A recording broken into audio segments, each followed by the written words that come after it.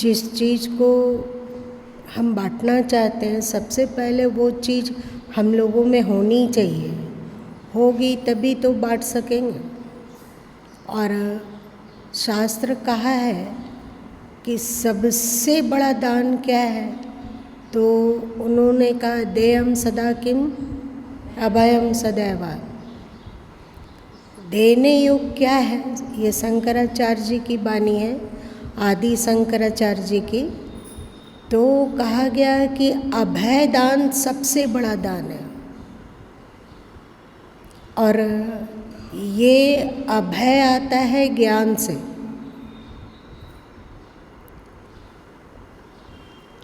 और ज्ञान मिलता है सद्गुरुओं से। पर सद्गुरु से मिला हुआ ज्ञान परिपक्व तब होता है जब हम लोग उसका चिंतन करते हैं। सबसे पहली बात उसका चिंतन करते हैं कि हम लोग क्या सुने, है ना। चिंतन करेंगे तो धीरे धीरे वो ज्ञान हम लोगों में परिपक्व होता जाएगा। चिंतन नहीं होगा तो यहाँ पे सुने, उसके बाद भूल जाएंगे।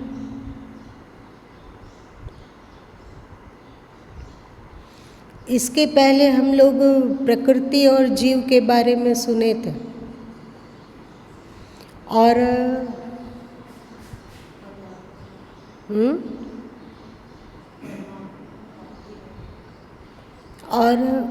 परमात्मा बाकी रहा।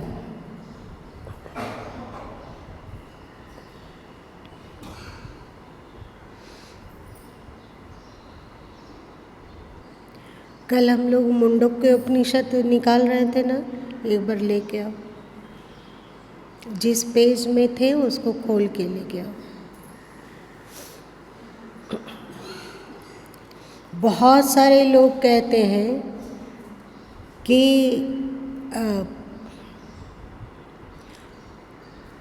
जीव परमात्मा से अलग है। एक दिन इस पर चर्चा की गई थी ना। और बहुत सारे लोग कहते हैं कि ये कभी नहीं बोलना कि आत्मा ही परमात्मा है, ऐसा मत बोलना। आत्मा ही परमात्मा मानेंगे तो देखिए अपने भीतर क्या अंदर में आत्मदेव का तो वास है, पर वे उतने ही पावरफुल हैं जितना ईश्वर है। हम लोग सृष्टि नहीं कर सकते हैं, प्रलय नहीं कर सकते। अपने घट की भी बात भली भांति हम लोग नहीं जानते हैं। जो जैसा है उसको हम लोग देख नहीं पाते हैं। देख पाते हैं क्या? नहीं देख पाते। हम लोग अंतर्यामी नहीं है। जैसे बहुत दिन पहले किसी कार्यक्रम में गुरु माँ ने कहा था कि गंगा जल और गंगा एक नहीं है। गंगा जल में गंगा की सारी क्वालिटियाँ हैं, पर उसमें स्टीमरें नहीं चलती है, नौका नहीं चलती है। चलती है क्या? और साथ साथ में उसमें जलीय जीव जंतु नहीं रहते हैं। साथ साथ में उसमें उस तरह की धारा नहीं है कि धारा है गंगा जल में। एक गिलास आप गंगा जल ले लीजिए तो उसमें उस तरह की कुछ भी क्वालिटी नहीं है, पर फिर भी बहुत कुछ गंगा की क्वालिटी गंगा जल में आई है ना। उसी तरह आत्मा और परमात्मा है। परमात्मा की अनेक क्वालिटियाँ इस आत्मा में आई है, पर इसमें वो आनंद, वो शांति, वो समता, वो दृष्टि, वो ज्ञान नहीं है। वो व्यापकता, वह सामर्थ्य इस आत्मदेव में नहीं है। आज तक अनेक संत ऐसे हुए जिन्होंने आत्मज्ञान को पाया, और ये है मुंडक्य उपनिषद। और इसमें 2 खंड का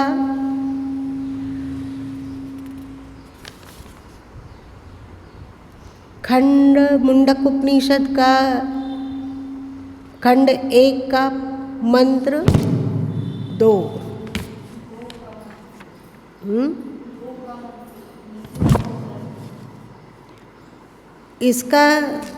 इसमें कहा गया है श्लोक मंत्र में कि वह प्रकाशमान अमूर्त रूप, अमूर्त मतलब क्या कहते हैं? जिसका आकार नहीं है। ब्रह्म, ब्रह्म मतलब क्या होता है? व्यापक, व्यापक,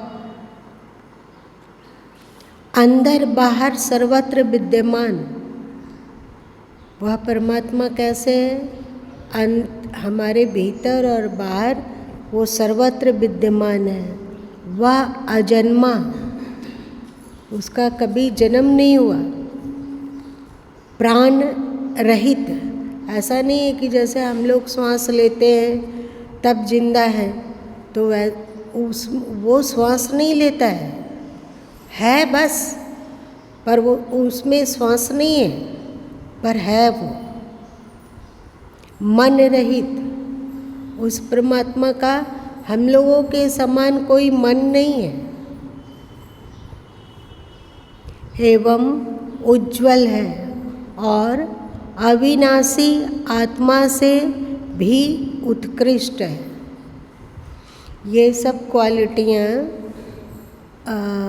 अजन्मा होना, प्राण रहित होना, मन रहित होना, प्रकाशमान होना, छोटे अंशों में आत्म तत्व में आया है, पर पूर्ण रूपे नहीं आया। और आत्मा से वो तत्व जिसे हम ईश्वर कहते हैं, परमात्मा कहते हैं, उत्कृष्ट है। यही बात श्री कृष्ण गीता में बोले ना कि प्रकृति, पुरुष और परमात्मा बोला गया कि प्रकृति पुरुष यहाँ कहा गया जीवात्मा के लिए। पुरुष जीवात्मा है और पुरुषोत्तम जीवात्मा से परे है। तो जो बात गीता के 15वें अध्याय में कहा गया, वही बात मुंडक्य उपनिषद के इस श्लोक में भी कहा जा रहा है कि वह परमात्मा इस चेतन आत्मा से उत्कृष्ट है। सदगुरु कबीर साहब कहते हैं ना, वह ठाकुर ये दास, याद है रमैनी में के शुरुआत में ही कहते हैं वह ठाकुर है और ये दास है। मतलब हम उनके दास हैं, हम उनके सेवक हैं, हम उनके भक्त हैं और वो हमारा ठाकुर मतलब हमारा स्वामी है ना।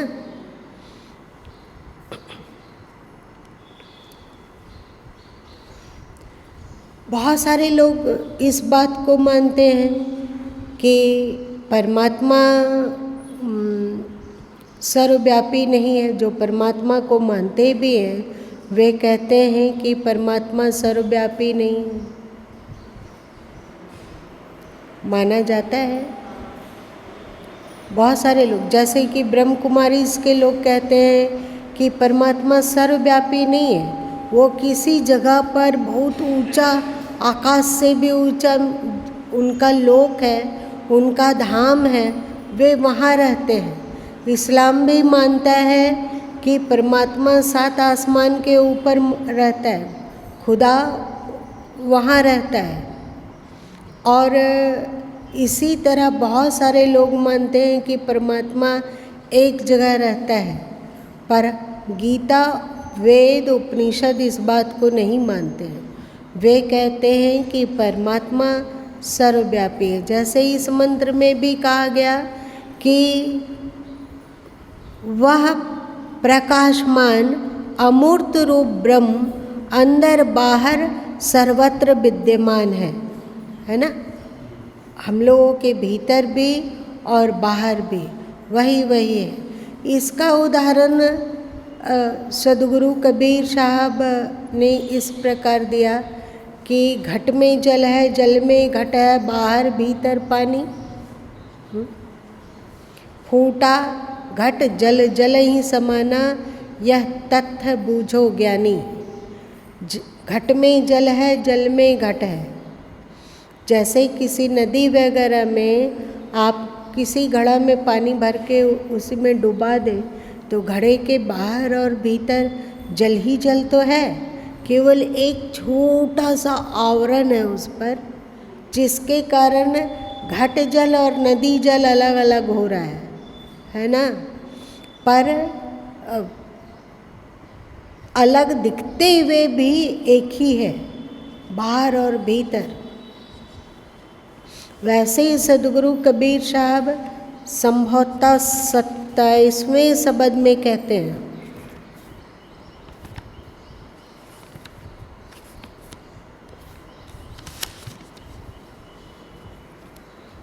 जहाँ जहाँ देखो तह तह सोई, सब घट रहो समाई। जहाँ जहाँ हम लोग देखते कहाँ हैं? बाहर। इन चर्म चक्षुओं से हम कहाँ देखते हैं? बाहर। तो बाहर जहाँ जहाँ देखते हैं वही है, जहाँ जहाँ देखो तहाँ तहाँ सोई, वही वही है। जहाँ भी दृष्टि जा रही है, दर दीवार दर्पण भय, जित देखो तित तोय। जहाँ दृष्टि जा रही है वहाँ पर वही वही दिखता है। और सब घट रहा समाई। घट किसको कहा जा रहा है? घट, शरीर को। तो इस दृष्टि से 27वें शब्द के अंतर्गत इस पद में स्पष्ट रूप से कहा गया है कि वो सत्य तत्व हम लोगों के बाहर भी है और भीतर भी है, मतलब सर्वव्यापी है। और यही बात गीता भी कहती है, वासुदेवः सर्वम। यही बात उपनिषद भी कह रहा है और यही बात वेद भी कहता है। यही बात कि वह अस्तित्व सब जगह है, सर्वत्र बिखरा हुआ है। अब आप लोगों को एक दिन गुरु माँ बता चुके हैं कि कोई कोई कहता है कि आत्मा परमात्मा से अलग नहीं है, कोई कोई कहता है कि अलग है। इसमें क्या बताया गया था?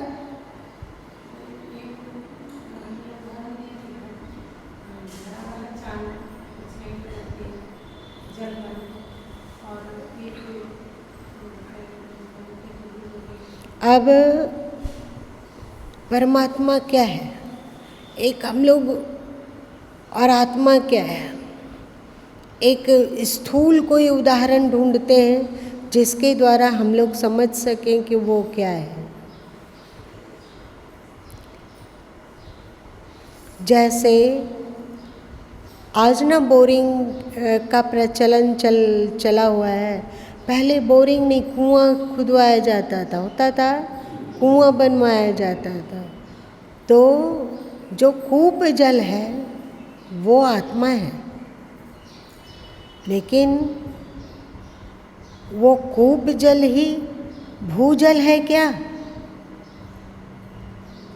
भूजल से वह कूप जल असंग है, एक है या अंश है? आपकी मर्जी। आप बोलो कि भूजल और कूप जल अभेद है, एक है, ये भी एकदम बिल्कुल सच है। सच है कि नहीं? बिल्कुल। हाँ, भूजल रहने के कारण ही कूप जल हुआ। तो आपकी मर्जी, आप बोल दो कि कूप जल और भूजल एक है, अभेद है, इन दोनों में कोई अंतर नहीं है। बहुत बात परफेक्ट है, सही है। और यदि कोई कहता है कि नहीं, भूजल का अंश है कूप जल, तो ये भी सही है। यदि कोई कहता है कि भूजल से कूप जल अलग है, ये भी सही है। और जो कहता है कि नहीं, भूजल और कूप जल एक ही है, अभेद है दोनों में, तो ये भी सही है ना? कुछ दिमाग में इसके काट में कोई, आपके दिल दिमाग में कोई संकल्प विकल्प तर्क उठ रहा हो तो आप बताओ, पूछो।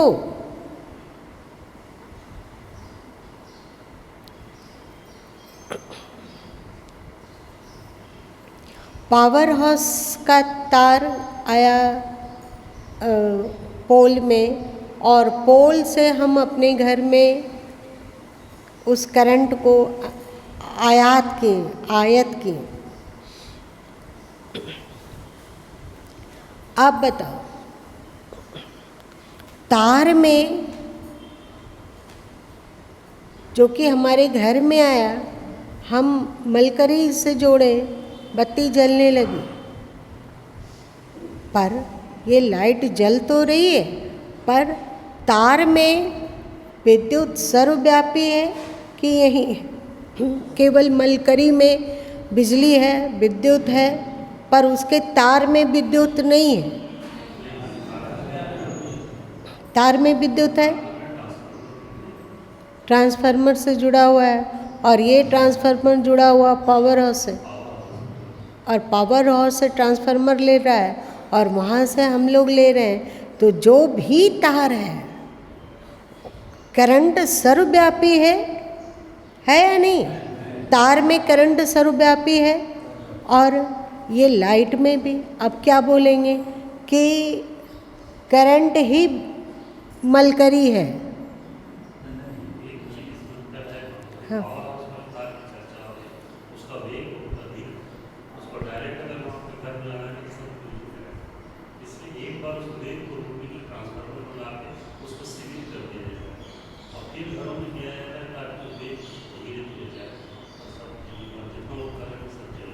वैसे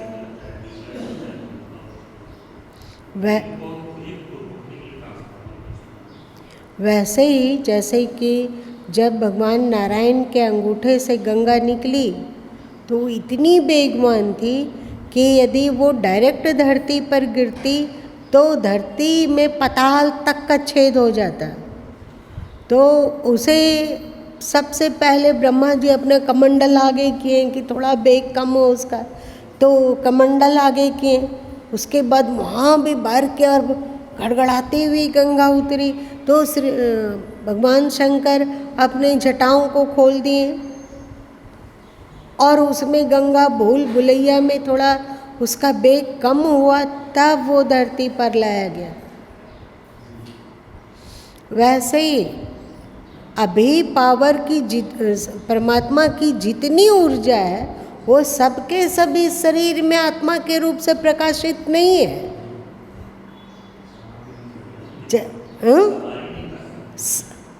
शरीर ब्लास्ट हो जाएगा, शरीर टिक नहीं सकेगा। ये छोटा सा शरीर, इसमें दम ही क्या है, पिलपिल है। एक जरा सा 8 दिन 10 दिन वर्षा हो जाए, एक दिन भीग जाइए, छिकते छिकते खांसते खांसते परेशान। इस शरीर में ताकत ही क्या है? तो वो परमात्मा ऊर्जा इस शरीर में सौम्य होके उतरी।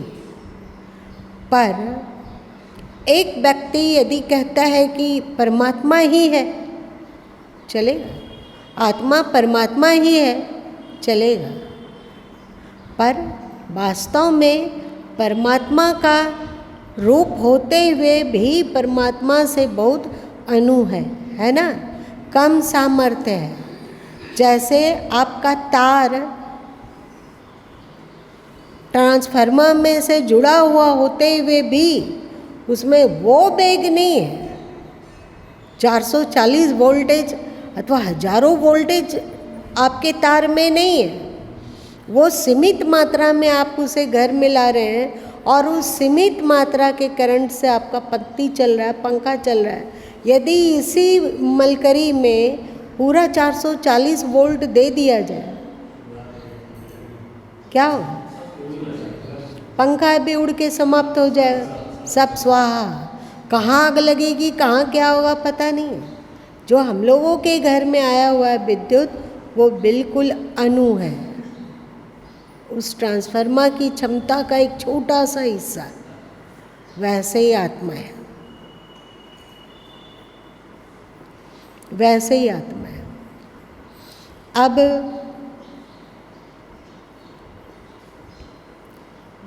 ये बात तो एकदम सत्य है कि करंट का ही अंश मलकरी में भी आया हुआ है, सही। विद्युत का ही अंश मलकरी में आया है। यदि कोई कहता है कि मलकरी का करंट ट्रांसफार्मर के करंट से अभिन्न है, तो ये गलत, सही भी है और गलत भी है। सही इसलिए कि सच में वही बात है। यदि ट्रांसफार्मर से संपर्क टूट जाए तो यहाँ करंट कहाँ से है? कुछ नहीं है। तो ट्रांसफार्मर का ही अंश इस मलकरी में आया हुआ है, ये सच है। और ये कहना कि ट्रांसफार्मर का ही एक छोटा सा अंश मलकरी में प्रकाशित हो रहा है, ये भी सत्य है। और जैसे पूरे तार में करंट है, उपस्थित है कि नहीं, बीच पोल से आपका जो घर में आया है तार, उसके बीच में आप कहीं लाइट खोस दीजिए, लगा दीजिए, तो जलेगा कि नहीं जलेगा? कहीं भी जलेगा। तो वो करंट तार में सर्वव्यापी है। उसी तरह वह परमात्मा सर्वव्यापी है। परमात्मा सर्वव्यापी है। मलकरी में जैसे तक पहुँचने के लिए करंट सर्वव्यापी हुआ, यहाँ मलकरी का यंत्र है तो वो लाइट दे रहा है। उस करंट को हम पंखा से जोड़ दिए तो वो ठंडक पहुँचा रहा है। उसे गीजर से जोड़ दिए तो वो गर्मी पैदा कर रहा है। उसको एसी से जोड़ दिए तो वो ठंडक बरसा रहा है ना? लेकिन क्या कहोगे कि करंट अलग अलग है सब में? सब में करंट एक ही है या अलग है? एक ही है। सबका औजार में भिन्नता है, पर जो करंट आ रहा है वो करंट सब में एक है। वैसे ही जो कहा गया कि मैं आत्मा ही सब में हूँ, अथवा बहुत सारे संत जो अहंग्रह उपासना करते हैं, मतलब कि मैं ईश्वर स्वरूप हूँ, मैं ही सब में हूँ, मैं जड़ में, चेतन में, खम्भ में, खड़ग में, सब में तो मैं ही हूँ। एक ये होता है। और एक ये होता है कि परमात्मा सब में व्याप्त है। परमात्मा एक है और वो सर्व में व्याप्त है, सब में व्याप्त है। कुछ लोग कहते हैं कि जीव भिन्न भिन्न है। मतलब आप लोग ध्यान देना थोड़ा सा, आप परमात्मा के बारे में सुनोगे तो जैसे परमात्मा सूक्ष्म, वैसे ही उनका ज्ञान सूक्ष्म। तो बढ़िया से ध्यान देकर सुनोगे तो उदाहरण से समझोगे। कुछ लोग कहते हैं कि जीव भिन्न भिन्न है। कुछ लोग कहते हैं कि नहीं, सभी में एक ही ईश्वर, एक ही आत्मा है, जीव भिन्न भिन्न नहीं है, एक है। अब मलकरी में जो करंट आया है, पंखे में जो है, गीजर में है, एसी में है, फ्रीज में है, अथवा अलग अलग उपकरणों में है, तो आप कह सकते हो कि सब में अलग अलग आकृति होने, अलग अलग उसको कैचअप करके उसको देने वाला मशीन अलग अलग है, तो लगता है कि करंट भी अलग अलग है, पर एक है, एक है। आप यदि कहोगे कि यदि करंट एक ही है, एक ही करंट सब में पसरा हुआ है, तो मलकरी के बुझा देने से एसी क्यों नहीं बंद हो जाता है?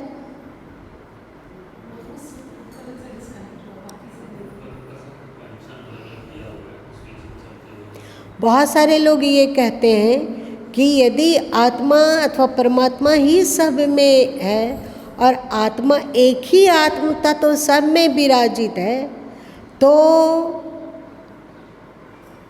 एक के सुखी दुखी होने से सब क्यों नहीं सुखी दुखी हो जाता है? एक का ज्ञान प्राप्त कर लेने पर सब क्यों नहीं ज्ञानी हो जाता है?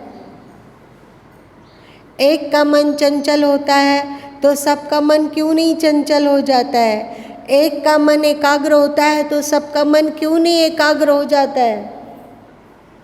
आप क्या कहोगे इसका?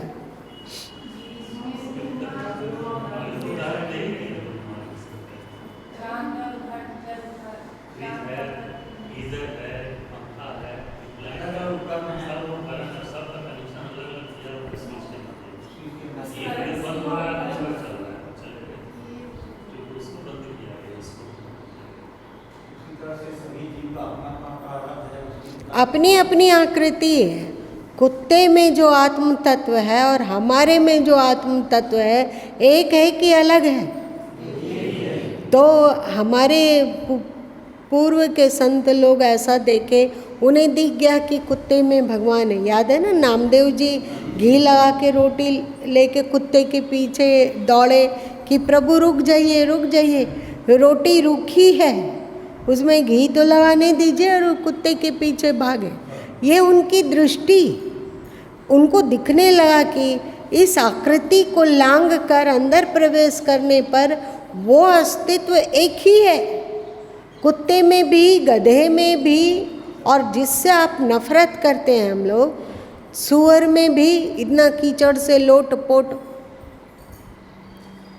सब में और हम में, इंसान में, एक ज्ञानी में, एक संसारी में, एक पापी में, एक पुण्यात्मा में, तत्व एक ही है। जो भी अंतर है उसके उपकरण में है। उपकरण में अंतर है, तत्व में नहीं। तब तत्व को यदि देख पाते हैं, और यही इसी तत्व को परमात्मा भी कहा जाता है, यदि हम उस तत्व को देख पाते हैं तो स्वाभाविक ही हम लोगों के भीतर प्रेम और करुणा आएगा या नहीं? यदि हम देख पाते हो कि जिससे हम क्रोधित हैं उसमें भी हमारा ही राम है, जिसको हम तकलीफ पहुंचा रहे हैं उसमें भी हमारा ही राम है ना? सदगुरु कबीर साहब कहें कि घूंघट के पट खोल तो को पीव मिलेंगे, घट घट में तेरा साईं रमता, कटुक बचन मत बोल। ये देखिए कितना बारीक दृष्टि। क्यों नहीं कड़वा बोलना है? तो घट घट में तेरा साईं रमता, घट घट में तेरा परमात्मा रहता है, इसलिए कटुक वचन मत बोलो। अथवा सदगुरु कबीर साहब कहें, यहाँ पर तो साईं बोले कि तेरा साईं रमता है सब में, और एक जगह कहते हैं सब घट मेरो प्राण है, चोट काई पर डारो। मेरा प्राण मतलब मेरी ही आत्मा। सभी घटों में, सभी शरीरों में जितने भी सजीव शरीर दिख रहे हैं, उन सब में मेरी ही आत्मा निवास कर रही है, तो मैं किस पर चोट करूं? किसे प्रताड़ित करूं? किसे कष्ट दूं? सब में हमारी ही आत्मा है। दो दृष्टि है, एक में सब में अपनी आत्मा को देखना, और एक में कहा गया सब में ईश्वर को देखना। ठीक? जैसे सब घट तेरा साईं रमता, तो इसमें परमात्मा को देखने की बात कही गई है, और सब घट मेरो प्राण है, तो इसमें आत्मा तत्व की बात कही गई है ना? और शब्द के अंतर्गत सतगुरु कबीर साहब कहते हैं, जेते औरत मर्द उपाने, सो सब रूप तुम्हारा। जेते औरत मर्द उपाने, सो सब रूप तुम्हारा। उपाने का अर्थ होता है चाहे वो नपुंसक हो, चाहे स्त्री हो, चाहे पुरुष है, सब में तू ही है। जेते औरत मर्द उपाने, सो सब रूप तुम्हारा। तुम्हारा ही रूप सब में बसा हुआ है, सब में वही तत्व ही तत्व ही तत्व है। इसमें आत्म रूप से व्यापक बतला रहे हैं ना? अब बताओ कि यहाँ पर अभी यदि 50 लोग बैठे हुए हैं, तो हम सब की आत्मा एक है या अलग अलग? यदि हम लोग इसको देख पाएँ, इसको समझ पाएँ, तो हम लोग के मन की स्थिति क्या हो जाएगी? ढाई आखर प्रेम का पढ़े सो पंडित होए, और सर्वे भवन्तु सुखिनः सर्वे सन्तु निरामया सर्वे भद्राणि पश्यन्तु माँ कश्चित् दुःखभाग् भवेत्। आत्मवत् सर्वभूतेषु, हमारे पूर्वज उस ज्ञान को उपलब्ध हुए तभी कहें आत्मवत् सर्वभूतेषु, सभी भूत प्राणी हमारी आत्मा की तरह है। उन्होंने कहा ना, ये ज्ञान आप जैसे जैसे हम लोग इस ज्ञान में उपलब्ध होते हैं, वैसे वैसे हम परमात्मा के दोनों रूपों को जानने लग जाते हैं। एक परमात्मा का सर्वव्यापी रूप जो जड़ में भी है ना, कण कण में जो है, हम तक यदि परमात्मा का प्रकाश पहुंच रहा है, मतलब हमारे भीतर यदि आत्म तत्व प्रकाशित हो रहा है, तो जब तक सर्वव्यापी परमात्मा ना हो तो कैसे प्रकाशित होगा? उदाहरण थोड़ा बारीक है, गुरु माँ समझा पाएंगे या नहीं पता, लेकिन कोशिश कर रहे हैं। जैसे ट्रांसफार्मर से जो तार आया, उस पूरे तार में यदि करंट व्यापक नहीं हो तो इस मलकरी में कैसे आएगी? आ सकेगी? नहीं आएगी। वैसे यदि परमात्मा सर्वव्यापी ना हो तो हमारे भीतर चेतनता कहाँ से आएगा? कण कण में बसे हुए हैं, तो उसको उनको उस सर्वव्यापी परमात्मा को एक यंत्र मिला, शरीर यंत्र, स्त्री का यंत्र, पुरुष का यंत्र, बालक का यंत्र, वृद्ध का यंत्र, तो वो उस यंत्र में प्रकाशित हुआ और उस यंत्र का संचालन प्रारंभ हो गया।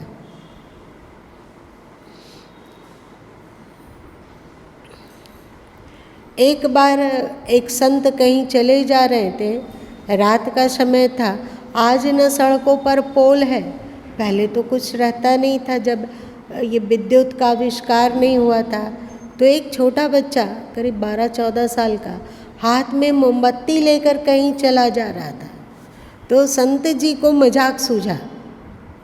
वे थोड़ा उस बच्चे को छेड़ते हुए पूछे कि तू मोमबत्ती जलाए, ये तो बहुत अच्छा है, पर बता कि इसमें जो लौ है, इसमें जो सीखा है, इसमें जो प्रकाश है, वो कहाँ से आया?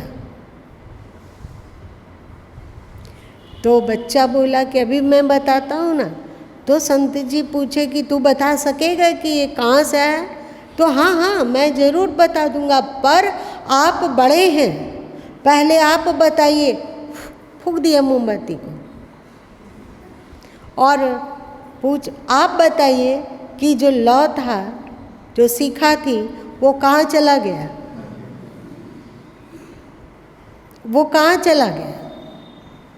अब संत जी तो लेने के देने पड़ गए उनको। वो तो बच्चे को ही छेड़ रहे थे और बच्चा उनको छेड़ दिया, वे चुप हो गए। उसी तरह प्राणांत के समय में किसी भी प्राणी का जब प्राण जाता है तो उसका यंत्र निकम्मा हो जाता है, इसलिए अब आत्म तत्व प्रकाशित नहीं हो पाते हैं। यदि मलकरी फ्यूज हो जाए तो करंट रहते हुए भी मलकरी जलेगी या नहीं जलेगी? उसका तार झड़ जाए, कुछ हो जाए तो मलकरी नहीं जलेगी, करंट वहाँ है, पर यंत्र खराब हो गया। तो हम लोग का भी ऐसा ही होता है कि हम लोग बूढ़े होते हैं, रुग्ण होते जाते हैं, कभी हार्ट गड़बड़ हो रहा है, कभी ब्रेन गड़बड़ हो रहा है, कभी लीवर गड़बड़ हो रहा है, कभी फेफड़ा गड़बड़ हो रहा है, कभी किडनी गड़बड़ हो रही है। तो यंत्र जर्जर हो जाने के कारण अब आत्मदेव वहाँ उपस्थित होते हुए भी यंत्र के अनुरूप प्रकाशित नहीं हो पाते हैं। इसी को मृत्यु कहा जाता है।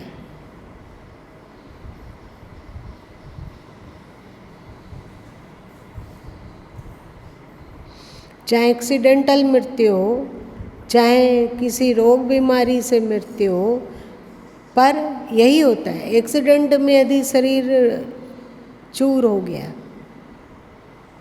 तो वहाँ चेतन तत्व है, पर अब चेतन तत्व प्रकाशित नहीं हो रहा है।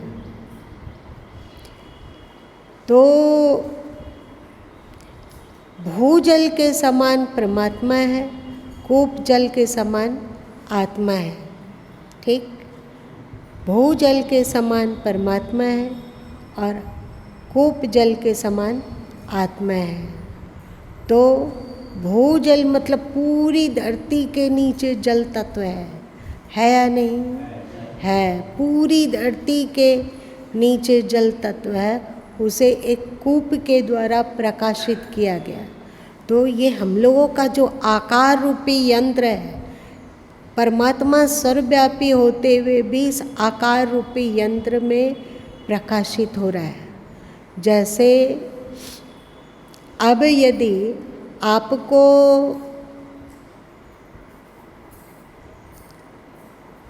जल की प्राप्ति करना हो, जल की प्राप्ति करना हो, ध्यान देना, जल की प्राप्ति करना हो, भूजल को प्राप्त करना हो, तो क्या बिना कूप बनाए अथवा बोरिंग किए उसको हम लोग पा सकते हैं?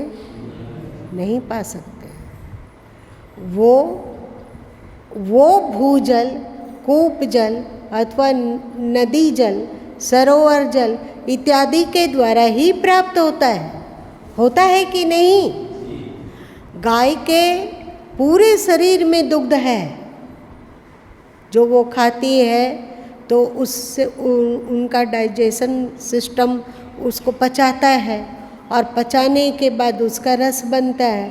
रस के द्वारा कुछ अंश तो उसके रक्त बनकर दौड़ता है, ताकत देता है, शक्ति देता है, और कुछ अंश दूध में परिणत होता है। परंतु उसे कान से दूहने चाहेंगे, कान से दूध चाहेंगे तो नहीं मिलेगा। उसके लिए उसका थन ही है जहाँ से हम दूध की प्राप्ति कर सकते हैं। दूध पूरे गाय में रहते हुए भी सब जगह से प्राप्त नहीं हो सकता है। उसी तरह परमात्मा सर्वव्यापी होते हुए भी आत्म के गलियारे से ही प्राप्त हो सकता है। समझ में बात आई? क्या बोला हमने? जब तक हम अपनी आत्म तत्व में डुबकी नहीं लगाएंगे, आत्मा में नहीं उतरेंगे, तब तक हम उस परत पर तत्व जो सर्वव्यापी है उसको नहीं जान सकेंगे। इसीलिए हमारे संत लोग अथवा वेद के 4 महावाक्य हैं, 4 वेद है, तो 4 वेदों के 4 महावाक्य हैं। महावाक्य का मतलब होता है, महावाक्य का मतलब होता है 4 वेदों के 4 सार वचन, सार निचोड़। एक में कहा गया तत्वमसि, तत्वमसि मतलब वह ब्रह्म तू ही है, तत्वमसि। अहम ब्रह्मस्मि, मैं ही ब्रह्म हूँ। शरीर की दृष्टि से नहीं, आत्मदृष्टि। और अयम आत्मा ब्रह्म, यह आत्मा ही ब्रह्म है। ये एक वेद का महावाक्य है। और चौथे वेद का महावाक्य है प्रज्ञानम ब्रह्म, मतलब वह ब्रह्म, वह आत्म तत्व ज्ञान स्वरूप है। जब तक अपने आत्म तत्व में स्थिति नहीं बनेगी, तब तक हम परमात्म तत्व में स्थिति नहीं पा सकते हैं। इसीलिए एक दिन गुरु माँ जो कहे थे कि बिना हिंदू हुए कोई भी ईश्वर को नहीं प्राप्त कर सकता है। हिंदू का तात्पर्य क्या होता है, इसको परिभाषित करते हुए गुरु माँ ने कहा था, हृदयेन्दु इति हिंदू। जो हृदयेन्दु, हृदय इंदु मतलब चंद्रमा होता है, हृदय का प्रकाश, जो हृदय के प्रकाश मतलब आत्म तत्व का ज्ञाता है, जो आत्म तत्व को समझने वाला है, वह हिंदू है। और जब तक आत्म तत्व को समझने वाला नहीं बना जाएगा, दूसरे शब्द में जब तक हिंदू नहीं बना जाएगा, तब तक ईश्वर को नहीं जाना जा सकता। मतलब जब तक आत्म पहचान नहीं किया जाए, तब तक ईश्वर की पहचान हो ही नहीं सकती, हो ही नहीं सकती। तो परमात्म स्थिति के लिए, पर तत्व की प्राप्ति के लिए हमें आत्म ध्यान की आवश्यकता होती है। आत्म ध्यान, आत्म सुमरण, आत्म साधना करते करते अंतर्मुखी वृत्ति होती है। व्यवहार काल में व्यवहार और ध्यान काल में हम अंतर्मुखी होकर ध्यानस्थ होते हैं और अपने भीतर ही ढूंढने की कोशिश करते हैं। वो कहाँ है? वो आत्म तत्व को कैसे ढूंढ सकेंगे? जैसे दूध में घी है ना, पर उसको चाहेंगे कि उस दूध से पूड़ी तल दें, तो तल सकोगे क्या? आप कहो कि नहीं नहीं नहीं नहीं, जब दूध में घी है तो दूध में पूड़ी क्यों नहीं तली जा सकती है? नहीं तली जा सकती है भाई। दूध में घी होते हुए भी उससे पूड़ी नहीं तली जा सकती है।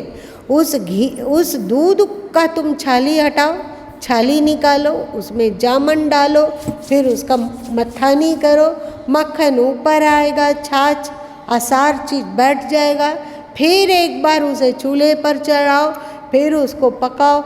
जो असार और कच्चा हिस्सा है वो अलग हो गया और सार घी बच गया।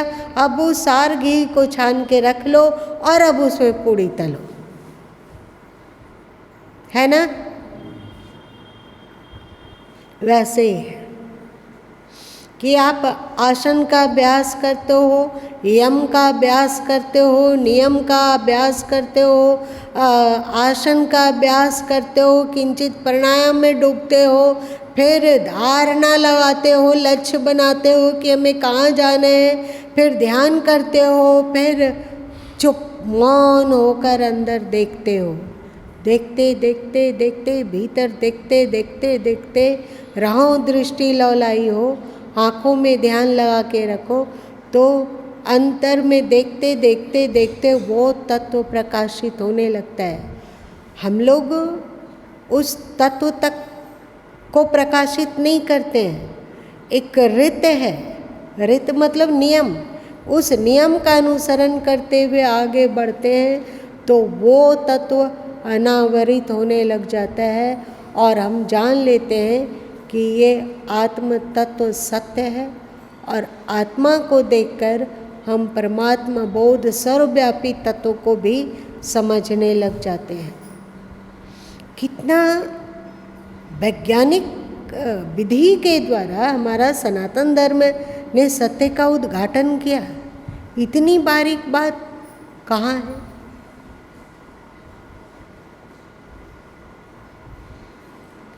परमात्मा कहाँ है?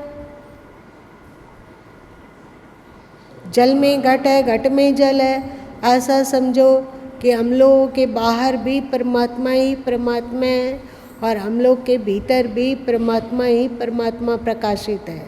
हम लोग जैसे नदी में, समुद्र में बर्फ का चट्टान तैरता हो, वैसे हम सब भी परमात्मा में ही विचरण कर रहे हैं, परमात्मा में ही व्यवहार कर रहे हैं। कहीं जा रहे हैं, कहीं आ रहे हैं, तो बर्फ की तरह परमात्मा सागर में हम कहीं जाते हैं और आते हैं। परमात्मा के अतिरिक्त कुछ भी नहीं है। इसीलिए कहा गया कि साधो राम बिना कछु नाहीं। हे साधो, राम के बिना कुछ नहीं है। और इसीलिए गीता में कहा गया वासुदेवः सर्वम, वह परतपर तत्व सब जगह है। उसमें बाहर और भीतर का भेद नहीं है। एक आकार के कारण बाहर और भीतर भास रहा है कि नहीं? यदि ये आकार हट जाता हो तो बाहर भीतर कुछ है? कुछ नहीं। बाहर भीतर, ऊपर नीचे, पूरब पश्चिम उत्तर दक्षिण, हर जगह वही वही वही वही तत्व है। इस तरह हमारे शास्त्र ने 3 अनादि तत्व की चर्चा की, प्रकृति, पुरुष और पुरुषोत्तम। मतलब प्रकृति, आत्मा और परमात्मा। इसीलिए कहा गया कि आप आत्मज्ञान की प्राप्ति करो तो धीरे धीरे धीरे, लाली देखन मैं गई मैं भी हो गई लाल, धीरे धीरे हमारा यंत्र खोता जाता है। परमात्मा ज्यों का त्यों है, हमारा जो ये यंत्र है ये खोता जाता है। अध्यात्म में क्या होता है कि आप शरीर, मृत्यु तो आपके शरीर को छीन लेती है, पर बच जाता है मन बुद्धि चित्त अहंकार इत्यादि और उसकी सूक्ष्म वासना जो कि जीव के साथ चिपका रहता है। ये मलकरी और करंट के उदाहरण में ये नहीं बैठ रहा है, पर इसको जानो कि जब तक यंत्र बचा हुआ है, यंत्र बचा हुआ है, तब तक यदि वहाँ, क्योंकि सर्वव्यापी करंट तत्व है तो वहाँ पर यंत्र के अनुरूप प्रकाश होगा ही। उसी तरह आपका मन बुद्धि चित्त अहंकार और संस्कार इत्यादि बचे हुए हैं, इस कारण वहाँ पर जीवात्मा का वास है ही। वहाँ का जो साकाश है, वहाँ जो सर्वव्यापक तत्व का अंश है वो प्रकाशित होगा ही होगा। तो जीवन काल में क्या किया जाता है कि वासनाओं से मुक्त हुआ जाता है, इसीलिए यम नियम कहा गया। और ध्यान धारणा समाधि का अभ्यास किया जाता है, जिससे कि हमारा सूक्ष्म शरीर रूपी यंत्र भी खो जाए।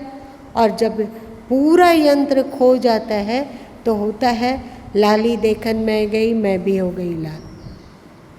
लाली को खोजते खोजते खोजते यंत्र खोता गया। सदगुरु कबीर साहब संभवतः 9वें शब्द में कहते हैं, झी झी जंतर बाजे।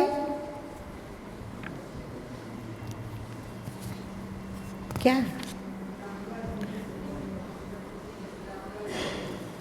हाँ, रामोरा झी झी जंतर बाजे, ये 9वां शब्द में नहीं है।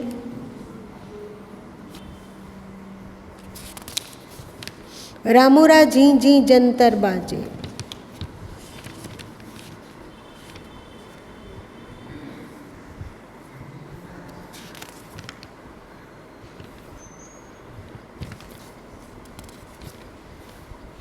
और 16 शब्द में है, रामुरा झी झी जंतर बाजे, कर चरणन बेहुना नाचे, कर बिनु बाजे सुने श्रवण बिनु, श्रवण श्रोता सोई, पाटन सुबस सभा बिन अवसर, बूझो मुनिजन लोई।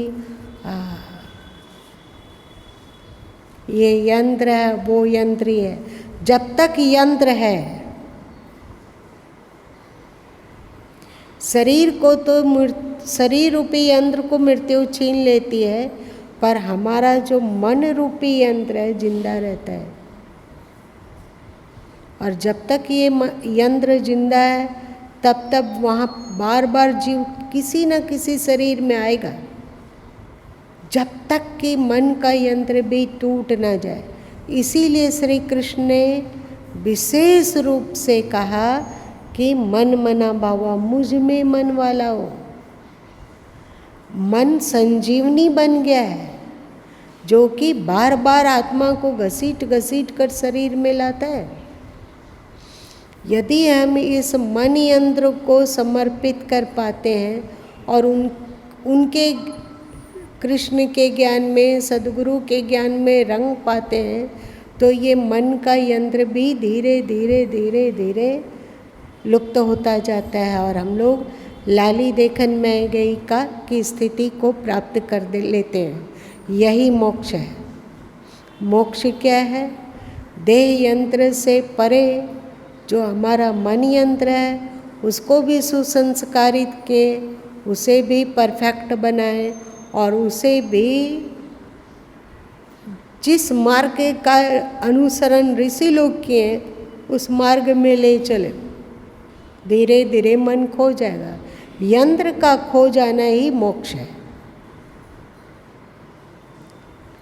उपनिषदें कहती है न तस्य प्राणा उत्क्रमन्ति, उसकी आत्मा कहीं जाती आती नहीं है। मेरी बात समझो, जैसे मलकरी फ्यूज हो गया तो ऐसा नहीं कि करंट यहाँ से निकली और फिर जाके पोल में घुस गई। ऐसा होता है क्या? आपका यंत्र खो गया, करंट होते हुए भी वहाँ पर कोई लाइट नहीं है।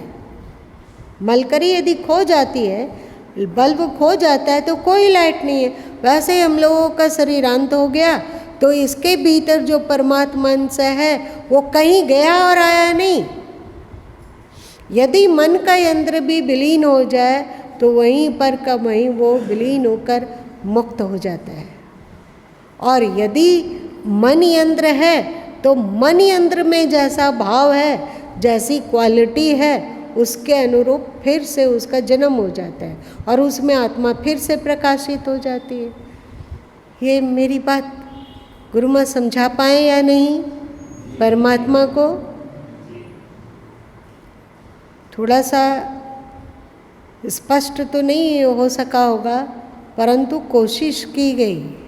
यही परमात्मा है। अभी हम लोग परमात्मा में ही बैठे हुए हैं। परमात्मा का सागर हम लोगों के चारों ओर लहरा रहा है और इस शरीर के भीतर भी परमात्मा ही चेतनता का उछाल मार रहा है। हमारे बाहर और भीतर में बस वही और वही और वही, केवल वही है। वो सर्वव्यापी है। कोई धर्म कहता हो, कोई पंथ कहता हो कि वो एक लोक में रहता है, बिल्कुल गलत है। आज इतना ही रहने दो।